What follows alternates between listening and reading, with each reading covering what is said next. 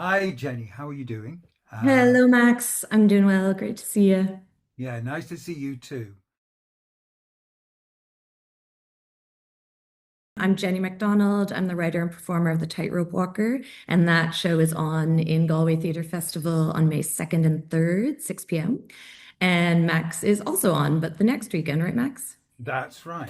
The Heart Ward is my piece, and I'm doing it with my group, Chekhov Training and Performance Island. And it's on in the O'Donoghue Centre, and it is on the 8th and 9th of May. And really interesting that we're doing shows about um, health issues Mm. in this, even in the same venue. Uh, Yeah, it is amazing. I was really excited to read about your work when we went down for the launch. Yeah, unconventional storytelling. So that's something we're both exploring, aren't we? mhm, And in my case, I came to that because my show is about my experience of breast cancer diagnosis and recovery. And that's 9 years ago now. So when I was going through that time, I found myself writing about it a lot. And I wasn't sure if that was a therapeutic process for me or if that was going to be part of a future artistic process. But when I came back to those pieces of writing later, I did think there was going to be a play in it. But I thought it was going to be something quite different than what it has become. I thought it was going to be perhaps a circus piece, and that's why we have the name The Tightrope Walker. I thought it was going to be quite a large scale piece. And I decided to write the story for myself first because I thought, oh, it's probably important with such a personal piece that I write it down for myself first, almost get that out of the way, and mhm, then make the piece.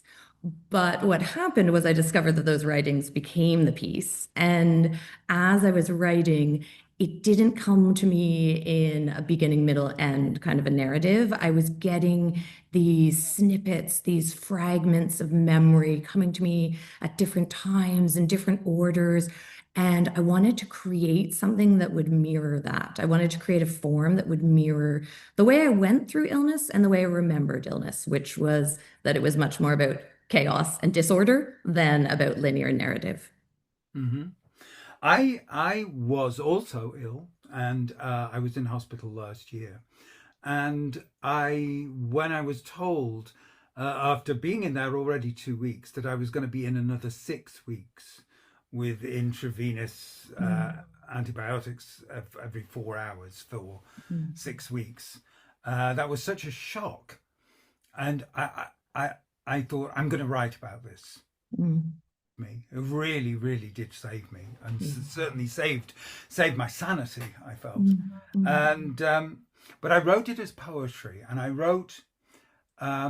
decided to do that. I've written a lot of poetic dramas over the years, and including radio poetic dramas as well as stage plays. Mm. And I was really struck, and I've always believed anyway, that poetry somehow gets in somewhere that regular prose writing doesn't get into. Mm. And which really reflects a bit like what you were saying there. It reflects this kind of going backwards and forwards um, in time, which happens when you're in hospital. And the way, certainly the way I perceived things, I think that was actually helpful. That was helped by the fact that I was actually writing at the same time. Mm. Mm. So, um, so it's a kind of storytelling thing, but it's also happening at the same time. So the actors are, um, how you get caught up in telling a story and then suddenly it's happening, and as you describe it. So there's a lot of that involved in the story. Mm. Amazing. So you have these two time scales going on at once. And Yeah. something similar happens in my piece as well, because there are some audience members who choose to sit on stage and they Mhm. actually choose about half of the piece that gets performed that night. So it Right. changes on different nights. And so Mhm. I don't know myself whether what's going to be performed and what's not going to be performed. I know about half of it, but I don't know the other half.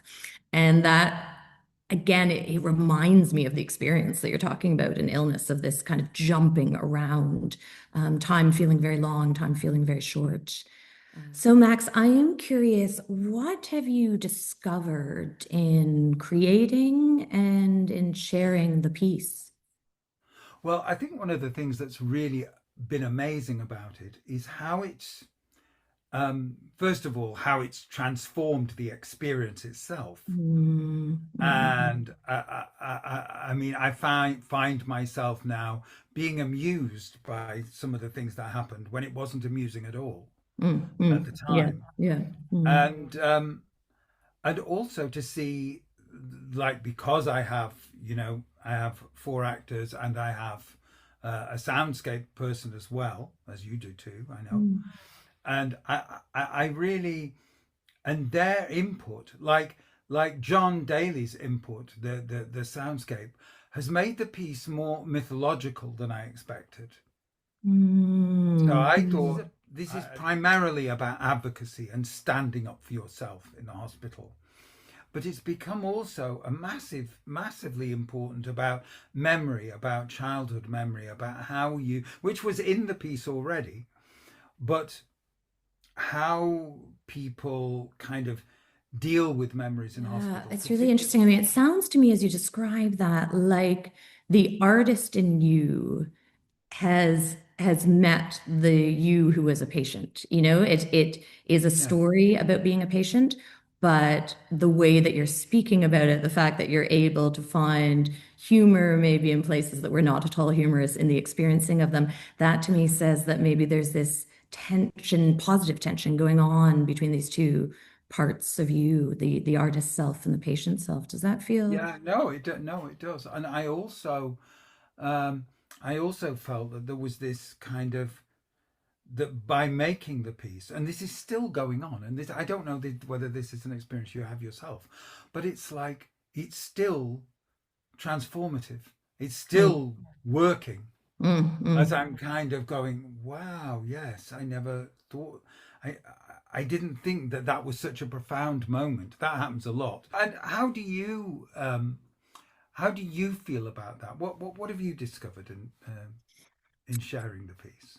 Yeah, and I think there's something about this piece where I've leaned into something that I discovered as a patient, and I think it's improved me as an artist. I hope it has, which is that way that when you're a patient, when you have an acute health struggle, you are utterly present. Your senses are heightened. Everything is amplified. The pain, the grief, but also the love, the connection, the care. So I feel that I've brought that energy somehow to this performance. I feel more present as a Hmm. performer. I felt more present as a writer. I felt that there was less clutter But to it's work through. very immediate, isn't it? Very immediate, isn't it? And it changes all the time. Yeah, So again, it's quite theatrical actually, because you have high stakes, you have amplified yeah.